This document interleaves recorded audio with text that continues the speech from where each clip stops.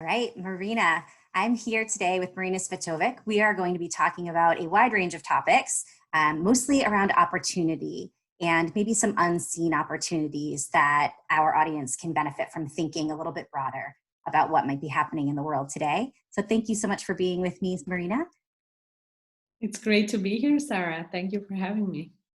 I also had watched your TEDx talk around how you've gamified your life, and that encouraged and inspired me to reach out to you because I feel that you might have a slightly different perspective on what's happening in the world today. So we can talk about that too.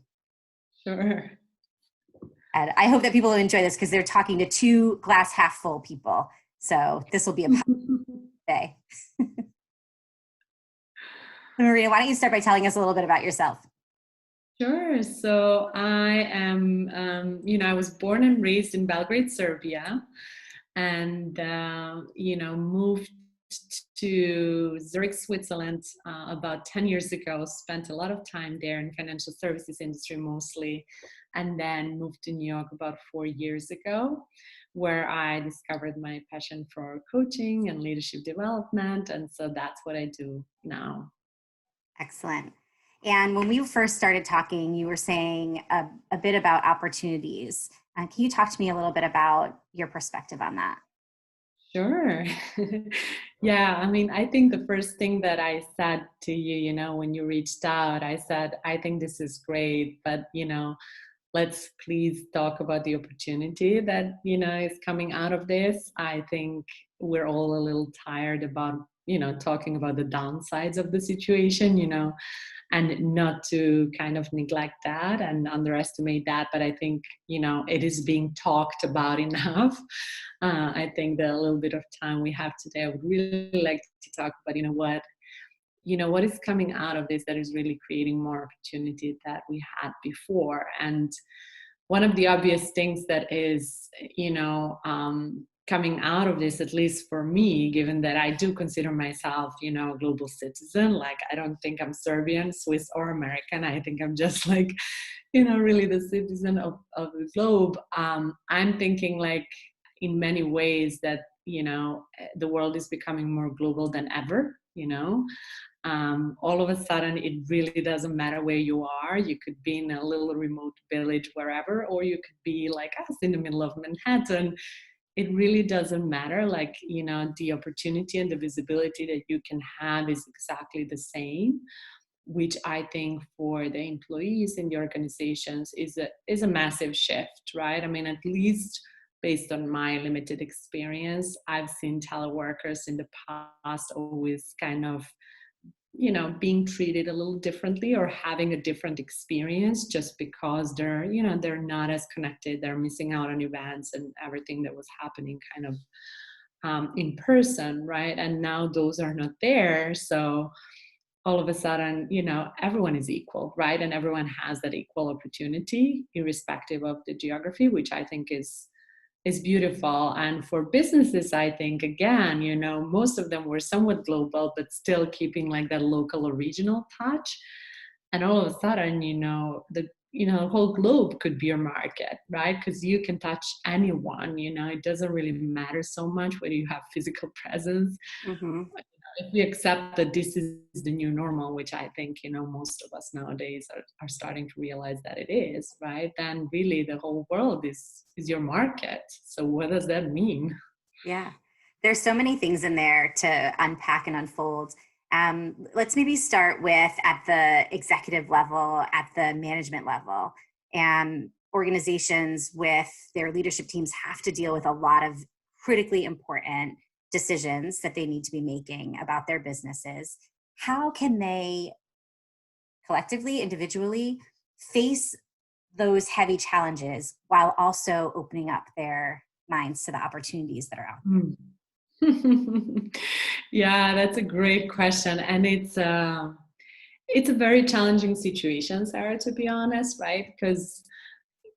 But in many ways, it is the perfect example of what great leadership means, right? Because great leadership always means keeping one eye on the daily operations, even if that means a daily crisis, which right now we're in, and then still keeping an eye on the future and, strategy and things, monitoring the trends and the changing trends, and thinking about how that's, going to influence your business and how you need to pivot and stay, agile and flexible. So that is a challenge for a lot of businesses, especially those that were not used to agile ways of working, that are set up in ways that just do not allow for this flexibility, right? To shift to online delivery all of a sudden, or, virtual delivery of whatever services they were delivering in person. A lot of businesses are struggling.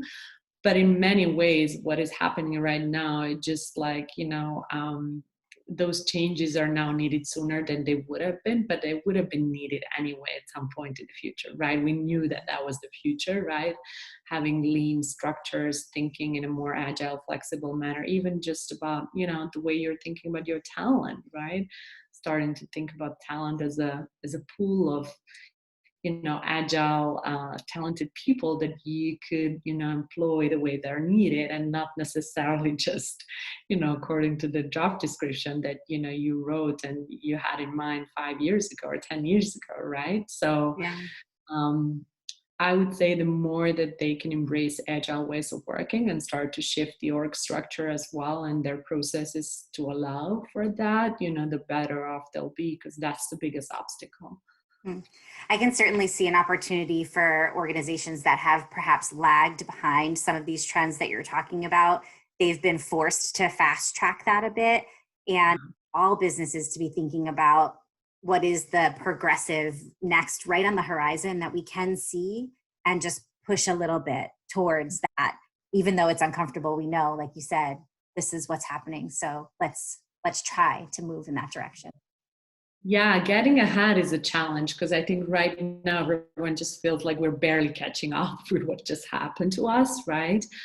But hopefully, by this time, we are kind of at that point where we're sort of caught up with what happened, and now shifting towards let's get ahead, let's really pivot based on what we think is going to happen 6 to 12 months to perhaps even 2-3 years down the line, right? In terms of our business models and our customers. Absolutely. You also mentioned something early on when you were talking about the equality of the remote worker now. And I think you're right. I actually, my entire career, have spent part of my career working remotely, and then the other part working in the office with my colleagues. And we're a small business, but I have seen a tremendous shift in a level playing field.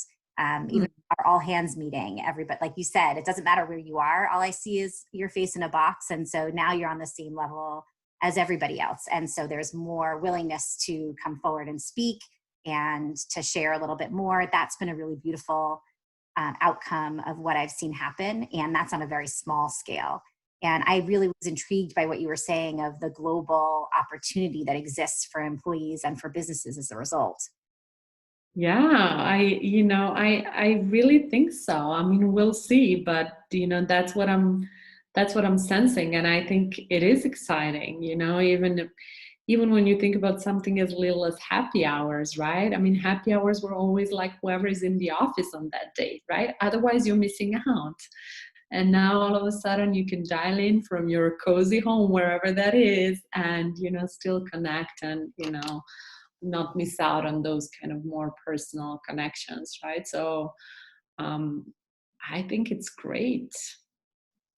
What other lessons have you seen, or positive points can you point out for us as we're dealing with this situation? We were talking about that before too, of that it maybe is a little harder to look for those positives.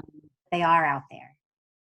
For sure. I mean, and I think all of us, at least for the first few weeks, we're just like drowning in this shock of like what is happening, and hopefully we are kind of starting slowly to come out of it mentally more than anything, right? And I think, you and I were also discussing it's, as coaches, right? We talk about the circle of influence, and there's only so much that one can influence, and you can be cautious and careful and follow the rules, but there's not much more you can do beyond that. So why wouldn't we redirect the energy into something that is positive, that could create beautiful things?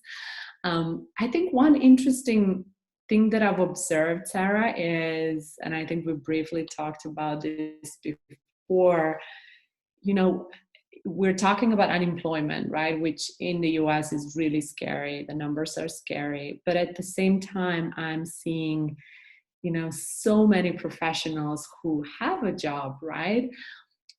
Taking this time to reflect on their own career and their own journey, and question themselves, ask themselves, like, is this really where I want to go? What does a purposeful career mean to me?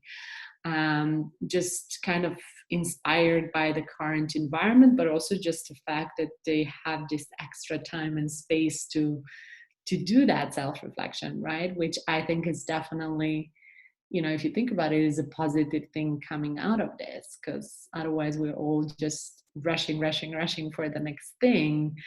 Before we know it, we're like, it's very late in our career, and it's maybe even too late to make a change, right? So I'm so excited and so happy when I see young professionals taking this time to reflect and pivot if needed, because what a great way to approach this situation, right? Mm. Yeah, you had mentioned this before too, and I do think that this is an important thing to maybe just stop and pause and reflect on in terms of the opportunities for your own individual career, and then also to be able to open your mind to more opportunities or possibilities than you thought were ever imaginable, because of the fact that we're all experiencing very similar things. So some are experiencing much worse, some are experiencing much better, but the factors that we're facing, the contributing factors, are all very similar. And so that creates a opportunity and a bond that maybe wasn't there before. The disparity was maybe more. Yeah, for sure. Absolutely. I think so. And I think, yeah, I think, definitely the bond is stronger. And I mean, LinkedIn, if you check your newsfeed, it's all over our LinkedIn, like how grateful people are for like this newfound humanity in professional connections, right? We used to be like, trying to stay strictly professional, avoid home environment if at all possible, because it's not professional to dial in from home, and now all of a sudden, like, all of that doesn't matter, and so the bond is definitely stronger than ever, I would argue, and I'm also seeing an interesting thing, like, of companies who really are stepping up during this time. There is also a different level of loyalty that employees are feeling for those employers, right? Because when companies step up in such a difficult time, that's something that employees, current, future employees, will remember for a long time, right? And I mean, it's your line of work, but how important employer reputation is, right? Yeah. And so we've seen that, right? Those that are not, they're all over the news. For those that are, it's an investment in the future, right? Because I think it's going to Absolutely. impact the employer brand on a long-term basis, like, really positively. Yeah. And I think it's only just been a short few years where organizations have been thinking about, okay, what is our purpose? What are our, for a long time, businesses have thought about values, but it's been largely talk and Mhm. this and an opportunity, a circumstance where they've had to put that into action. And so I do think that we're going to be moving from defining what your purpose is to more demonstrating and living it. And I'm excited to see that in action, because I think that's going to make it a much more tangible experience for employees and for businesses connecting with their customers, et cetera. Exactly. It was almost, if you like, almost like a perfect test of, like, everything that, companies were saying they're standing for. Well, usually the good times are not the times where you can really, like, see that, right? It's Mhm. easy to be all those things when things are going well, right? So So I think it's going to be an interesting differentiator in the market as well going forward, right? And all of us just thinking about our future employment and careers, like that becomes all of a sudden one of the important factors you're considering, right? Because I think we're Absolutely. going to remember this for a long time, and that's when you start looking at job security in a totally different way, right? So Yeah. definitely a differentiator. Okay, so my last couple of questions. Your TED Talk is wonderful. I hope that everybody will go and check it out. But you basically talk about gamification of life and how you've gamified your life personally. And in so many ways, this does not seem like the time to be playing games with our lives. But what are your thoughts about that? What are the opportunities there? Thank you for the question. Yes, I mean, I am definitely, I'll be very honest, like my gamer mind was quiet for a long time because I was also under stress, right? And that's what I'm exactly talking about in my talk. Like, there's no way to play when you're stressed or fearful, right? Just those two do not go together, right?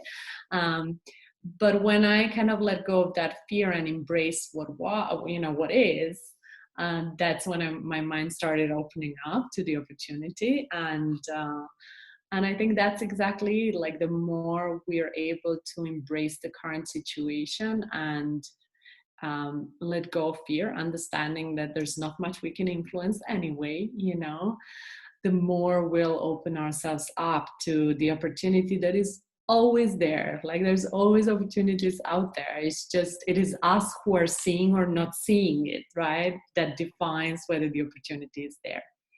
Yeah, I think that's a wonderful place to end. Thank you so much for being here with me. I really appreciated talking with you. Thanks, Sarah. I enjoyed it very much.